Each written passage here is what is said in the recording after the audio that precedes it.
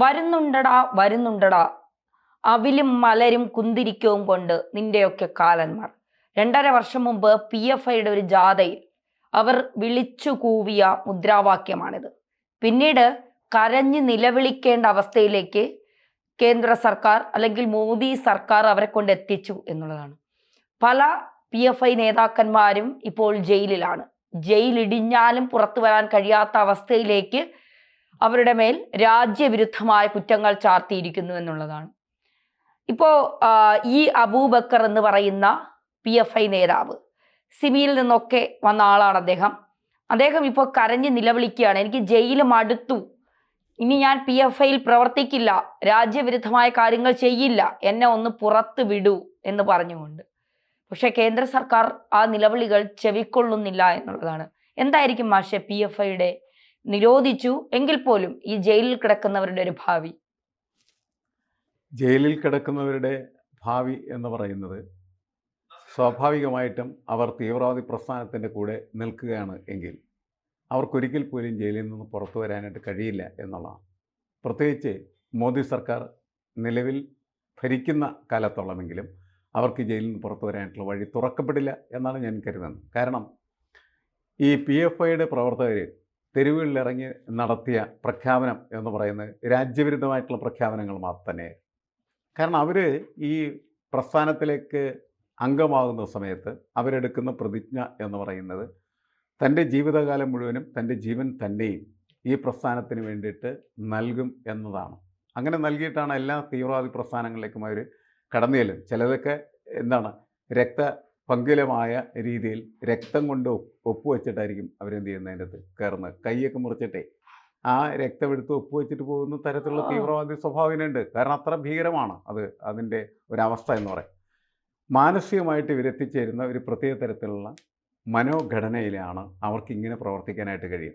അവരുടെ വിശ്വാസം എന്ന് പറയുന്നത് കുറച്ച് വർഷങ്ങൾക്ക് ശേഷം ഇന്ത്യ എന്ന് പറയുന്നത് അല്ലെങ്കിൽ ഭാരതം എന്ന് പറയുന്നത് ഒരു ഇസ്ലാം രാഷ്ട്രമായി മാറിത്തീരും എന്നാണ് അവർ വിശ്വസിക്കുന്നത്. എന്തിനാണ് ഈ ഭ്രാന്തന്മാരങ്ങനെ വിശ്വസിക്കുന്നത് എന്ന് നമുക്കൊരിക്കലും മനസ്സിലാക്കാനായിട്ട് പറ്റില്ല. കാരണം ഒരു രാഷ്ട്രസങ്കല്പം എന്ന് പറയുന്നത് ഒരു കാരണവശാലും മതസങ്കല്പമല്ല. ശരി, കാരണം നമ്മൾ ഭരണഘടന ഉണ്ടാക്കുമ്പോൾ രാജ്യത്ത് ഇന്ന് ലോകത്തെ എല്ലാ രാജ്യങ്ങളും ഭരണഘടന നിർമ്മിച്ച് ആ ഭരണഘടനയ്ക്കകത്ത് നിന്നാണ് പ്രവർത്തിച്ചുകൊണ്ട് ആ ഭരണഘടനയിൽ ജനാധിപത്യ സാധ്യതകൾ, കാരണം ലോകത്തെ ഏറ്റവും നല്ല രാഷ്ട്രീയ വ്യവസ്ഥ എന്താണ് എന്ന് ചോദിക്കുമ്പോൾ അതിനുള്ള ഉത്തരം ജനാധിപത്യം എന്ന് തന്നെയാണ്.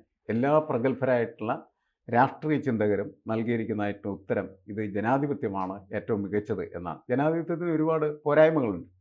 പക്ഷേ എല്ലാ പോരായ്മകളും നമ്മളെടുത്ത് കുന്നുപോലെ കൂട്ടിവെച്ചാൽ പോലും അതിൻ്റെ മികവ് അതിനേക്കാൾ ഉയർന്നു നിൽക്കുന്നത് കൊണ്ടാണ് അവരെല്ലാം ജനാധിപത്യത്തെ പ്രോത്സാഹിപ്പിക്കും. ഈ ജനാധിപത്യത്തിൻ്റെ അടിസ്ഥാനത്തിൽ ഭരണഘടനകൾ ഉണ്ടാക്കിയിട്ട് രാഷ്ട്രങ്ങൾ ഭരിക്കുന്ന സമയത്ത് ആ ഭരണഘടന ആ രാഷ്ട്രത്തിലെ പൗരന്മാരെ എങ്ങനെ കാണുന്നത്? ആ രാഷ്ട്രത്തിലെ പൗരന്മാരെ എല്ലാവരെയും സമന്മാരായിട്ട് കണക്കാക്കും. അതുകൊണ്ടാണ് റൂൾ ഓഫ് ലോ എന്ന് പറഞ്ഞ് നമ്മൾ നിയമത്തിന് വിധേയമായി ജീവിക്കുന്ന മനുഷ്യർ എന്ന് പ്രഖ്യാപിക്കുന്നത്. എല്ലാവരും ഒരേപോലെ, എല്ലാവരും ഒരേപോലെയാണ് എന്ന് കാണുമ്പോൾ നമുക്ക് എങ്ങനെയാണ് ഒരു ഹിന്ദു രാഷ്ട്രത്തെക്കുറിച്ചോ അല്ലെങ്കിൽ ഒരു ക്രൈസ്തവ രാഷ്ട്രത്തെക്കുറിച്ചോ അല്ലെങ്കിൽ ഒരു മുസ്ലിം രാഷ്ട്രത്തെക്കുറിച്ചോ അല്ലെങ്കിൽ സിഖ് രാഷ്ട്രത്തെക്കുറിച്ച് ചിന്തിക്കാനായിട്ട് കഴിയും? കാരണം അവർ മാത്രം അടങ്ങിയതായിരിക്കില്ല ആ രാജ്യം. എല്ലാ മതങ്ങളും പരസ്പരം ഇടകലർന്ന് പടർന്ന് പന്തലിച്ച് നിൽക്കുന്ന ഈ ലോകത്തെ സംബന്ധിച്ചിടത്തോളം എല്ലാ മതങ്ങൾക്കും ഒരു പ്രാതിനിധ്യവും പ്രാമുഖ്യവും ആ രാഷ്ട്ര ജീവിതത്തിലുണ്ട് എന്നുള്ളതാണ്. അതുകൊണ്ട് ഒരിക്കലും ഒരു ഇസ്ലാം രാഷ്ട്രം എന്ന് പറയുന്നത് കാലത്തിന് യോജിച്ചതായിട്ടുള്ള സങ്കല്പമല്ല. ഇസ്ലാം രാഷ്ട്രം മാത്രമല്ല, ഹിന്ദു രാഷ്ട്രവും അങ്ങനെ തന്നെയാണ് എന്ന് നമ്മൾ മനസ്സിലാക്കണം. ക്രൈസ്തവരുടെ രാഷ്ട്രസങ്കല്പവും അങ്ങനെ ആകാൻ പാടില്ല. കാരണം അവരെക്കൊണ്ട് മാത്രം ഒരു ലോകം, ഒരു രാജ്യം, ഒരു രാഷ്ട്രം ഇല്ല എന്നുള്ളതാണ് പ്രധാനപ്പെട്ട കാര്യം. അപ്പോൾ ഇവിടെ കുറേ ഭ്രാന്തരായ മനുഷ്യരാണ് കുറേ വർഷങ്ങൾക്ക് ശേഷം ഇന്ത്യ ഒരു ഇസ്ലാം രാഷ്ട്രമാകും എന്ന് വിശ്വസിക്കുന്നത്. ഒരു കാരണവശാലും അതിനുള്ള സാധ്യതയില്ല എന്ന് നമുക്കറിയാവുന്നതാണ്. കാരണം എന്താണ്? ഏതാണ്ട് 80-85% ഹിന്ദുക്കൾ ജീവിക്കുന്നതായിട്ടുള്ള ഒരു രാജ്യത്തെ എങ്ങനെയാണ് ഒരു ഇസ്ലാം രാഷ്ട്രമാക്കി മാറ്റുക എന്ന് പറയുന്ന സാമാന്യ ബുദ്ധിക്ക് ഒരിക്കൽ പോലും മനസ്സിലാക്കാൻ പറ്റുന്നതായിട്ടുള്ള ഒരു ചിന്തയല്ല. സാമാന്യ ബുദ്ധിക്ക് മനസ്സിലാക്കാൻ പറ്റാത്ത ചിന്ത തലച്ചോറിൽ കയറുമാരാണ് അവരെ നമുക്ക് ഭ്രാന്തന്മാരെന്ന് വിചാരിക്കും. അത്തരം ഭ്രാന്തന്മാരാണ് യഥാർത്ഥത്തിൽ ഈ PFൻ്റെ അല്ലെങ്കിൽ പോപ്പുലർ ഫ്രണ്ടിൻ്റെ പ്രവർത്തകരായിട്ട് മാറി തീർന്നിട്ടുള്ളത്. അവരാണ് കുറേ കാലങ്ങൾക്ക് മുമ്പ് നമ്മുടെ തെരുവിലിറങ്ങി രാഷ്ട്രവിരുദ്ധ മുദ്രാവാക്യവും അതേപോലെ തന്നെ അന്യമതവിരുദ്ധ മുദ്രാവാക്യം വിളിക്കുകയും അന്യമതസ്ഥരായിട്ടുള്ള ആളുകളൊക്കെ കശാപ്പ് ചെയ്യുമെന്ന് പ്രഖ്യാപിക്കുകയൊക്കെ ചെയ്തു. അതിൻ്റെ ഫലമായിട്ടാണ് ആ സംഘടന നിരോധിക്കപ്പെടുകയും അവസാനം നിരോധിത സംഘടനയുടെ അംഗങ്ങളെല്ലാം ജയിലിനകത്താകുകയും ചെയ്തു. അതിലൊരാളാണ് അബൂബക്കർ. അദ്ദേഹത്തിന് മടുത്തിട്ടുണ്ടായിരിക്കും. കാരണം എന്താണെന്ന് വെച്ചാൽ അദ്ദേഹം ഇങ്ങനെയൊന്നും ആയിരിക്കില്ല ഇതിനെക്കുറിച്ച് മുൻപ് ചിന്തിച്ചിട്ടുണ്ടാവുക. മടുക്കാത്തവർ പലരും ഉണ്ടാവും. ഭ്രാന്തന്മാർ ഇപ്പോഴും അതിനകത്ത് മാനസാന്തരം വരാത്തവരുണ്ടാവും എന്നാണ് ഞാൻ കണക്കാക്കുന്നത്. അവരുടെയൊക്കെ സ്ഥിതി എന്ന് പറയുന്നത് എക്കാലവും ജയിലിനകത്ത് തന്നെ ജീവിക്കുകയും നിരന്തരമായിട്ട് മനസ്സിനകത്ത് ഈ പക സൂക്ഷിക്കുകയൊക്കെ ചെയ്ത് ഈ പകയുടെ ഒരു ലഹരിയിൽ ജീവിതം അമർന്നു പോകുന്നവരായി അവർ അന്തരിക്കും എന്നാണ് ഞാൻ കണക്കാക്കുന്നത്. മറ്റൊന്നും പ്രത്യേകിച്ച് തന്നെ സംഭവിക്കാനില്ല. ഈ PFIയുടെ ഒരു തീവ്ര നിലപാടുണ്ട്. ഇന്ത്യയെ ഇസ്ലാം രാഷ്ട്രമാക്കണം, ആ തരത്തിലേക്ക് മുന്നേറണം. അതിനു വേണ്ടിയിട്ടാണ് ഇവർ ഇത്തരത്തിൽ ഈ ഇന്ത്യ വിരുദ്ധത പ്രചരിപ്പിക്കുന്നത്. ഇപ്പോൾ കർഷക സമരത്തിൽ പോലും PFIയുടെ ഫണ്ടാണ് ഒഴുകിയെത്തിയത്. അത്തരത്തിൽ ഇന്ത്യയെ തകർക്കാനുള്ള ഗൂഢനീക്കങ്ങൾ ഇവർ നടത്തുന്നു എന്നൊക്കെ ഉള്ളത്. അപ്പോൾ ഇന്ത്യയിൽ ജീവിച്ചുകൊണ്ട് ഇന്ത്യയെ തകർക്കുന്ന നിലപാടുകൾ ഇത് ഒരു സർക്കാരുകളും അംഗീകരിക്കുന്ന കാര്യമല്ല എന്ന് നമുക്കറിയാം. ഇവരെന്താണ് കരുതിയത്? ജയിലിൽ പോകുമ്പോൾ ഇവരെ രക്ഷപ്പെടുത്താൻ അല്ലെങ്കിൽ ഇവർക്ക് വേണ്ടി കോടികൾ ചിലവാക്കി വാദിക്കാൻ വക്കീലന്മാരുണ്ടാകും, അവർ വന്ന് ഈസി ആയിട്ട് പുറത്തിറങ്ങാം, അത്തരം നിലപാടുകളാണ് ഈ അബൂബക്കർ ഉൾപ്പെടെയുള്ള അങ്ങനത്തെ നിലപാടുകളായിരിക്കില്ല. കാരണം ഇവർക്ക് ഭ്രാന്താണല്ലോ. ഭ്രാന്തന്മാരുടെ ചിന്തകൾ ഇങ്ങനെയല്ല പോകുന്നത്. തങ്ങളെ രക്ഷിക്കുമെന്ന് അങ്ങ് രക്ഷിക്കേണ്ട ആവശ്യമില്ല. ഇപ്പോൾ ചാവേറുകളായിട്ട് എത്ര ആളുകളാണ് ഈ ഭീകര പ്രസ്ഥാനങ്ങൾക്ക് വേണ്ടി പ്രവർത്തിക്കുന്നത്? അവരുടെ ശരീരത്തിൽ എവിടെയെങ്കിലുമൊക്കെ ബോംബ് കെട്ടിവെച്ച് അവർ ആൾക്കൂട്ടത്തിൽ ചെന്ന് ആ ബോംബ് പൊട്ടിച്ച് സ്വയം കഷങ്ങളായിട്ട് തെറിച്ച് അവിടെ കൂടിയിരിക്കുന്ന ആൾക്കൂട്ടങ്ങളെയും കാലപുരിക്കയച്ച് ജീവിക്കുന്ന ആ ഭ്രാന്തിന് നമുക്കൊരു ന്യായീകരണം കൊടുക്കാനായിട്ട് കഴിയില്ല. മനുഷ്യൻ എപ്പോഴും വളരേണ്ടത്, വലുതാകേണ്ടത് ഒരു റീസണബിൾ ആയിട്ടുള്ള സ്റ്റേറ്റിൽ നിന്നിട്ടാണ്, യുക്തിഭദ്രമായി ചിന്തിച്ചുകൊണ്ടാണ്. യുക്തിയായിരിക്കണം മനുഷ്യനെ മുന്നോട്ട് കൊണ്ടുപോകേണ്ടത്.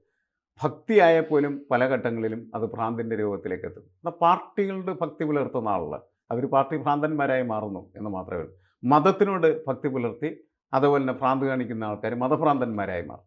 ഈ തരത്തിൽ ഏത് ഭ്രാന്തായാലും ആ ഭ്രാന്തൊക്കെ മനുഷ്യനെ സംബന്ധിച്ചിടത്തോളം സ്വസ്ഥമായിട്ടുള്ള ബാലൻസ്ഡ് ആയിട്ടുള്ള ജീവിതത്തിന് എതിരായിട്ടുള്ള സംഭവമാണ്. ഇവരങ്ങനെയാണ്. ഇവരെ രക്ഷിക്കുമെന്നോ ഇവർക്ക് വലിയ തരത്തിലുള്ള ആർഭാട സൗകര്യപരമായിട്ടുള്ള ജീവിതങ്ങൾ ലഭിക്കുമെന്നോ എന്ന് കരുതിയിട്ട് മാത്രമല്ല അവർ പോകുന്നത്. അവരുടെ മനസ്സങ്ങനെ ഭ്രാന്തവൽക്കരിക്കപ്പെട്ടതിൻ്റെ ഫലമായിട്ടാണ് അവരിതിൻ്റെയൊക്കെ പിണിയാളുകളായിട്ട് അനുയായികളായിട്ട് മാറിത്തീരുകയും കൈ ഉയർത്തി കത്തിയെടുത്തിട്ട് എതിരാളികളെ കുത്തി നുറുക്കുകയൊക്കെ ചെയ്യുന്ന തരത്തിലുള്ള ഭീകരരായി മാറിത്തീരുകയൊക്കെ ചെയ്യുന്നത്. അപ്പം ഇങ്ങനെ ഇവരുടെ ഈ മനസ്സിനെ ഇങ്ങനെ ഭ്രാന്തമായിട്ടുള്ള രീതിയിൽ പാകപ്പെടുത്തിയെടുക്കുന്നതായിട്ടുള്ള സംവിധാനത്തെയാണ് രാജ്യത്ത് തുടച്ചു നിൽക്കേണ്ടത് എന്നാണ് എനിക്ക് തോന്നുന്നത്. ഒരു രാഷ്ട്രം എന്നാലും ആ രാഷ്ട്രത്തിനെതിരായിട്ട് പ്രവർത്തിക്കുന്ന ആളുകളെ ആ രാജ്യത്ത് വെച്ച് പുലർത്താനായിട്ട് തയ്യാറാവില്ലല്ലോ. ഇല്ല, പാകിസ്ഥാൻ തയ്യാറാവില്ല, ഇന്ത്യ തയ്യാറാവില്ല, ചൈന തയ്യാറാവും, ഒരു രാഷ്ട്രവും തയ്യാറാവില്ല. ജനാധിപത്യം കൂടുതൽ നിൽക്കുന്ന സ്ഥലത്ത് പലപ്പോഴും വിമർശനപരമായി, അതായത് ഒരു ഗവൺമെൻറ്റിൻ്റെ തെറ്റായിട്ടുള്ള കാര്യങ്ങൾ വിമർശിക്കാനായിട്ടുള്ള വിമർശനപരതയുടെ സാധ്യതയുണ്ട്.